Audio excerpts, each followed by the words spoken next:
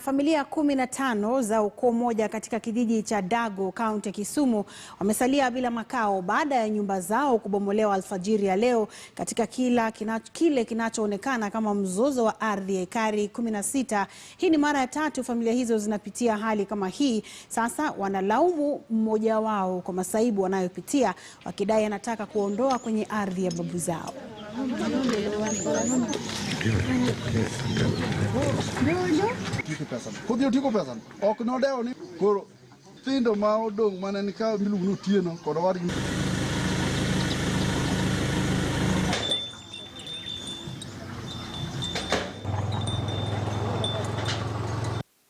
Ikifika leo saa 10 ya usiku tumestuka, watu wameingia na marungu na bunduki, maskari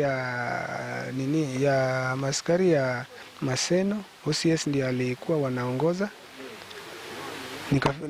Nikastuka tu, tingatinga jembe yake iko kwa paa yangu ya nyumba.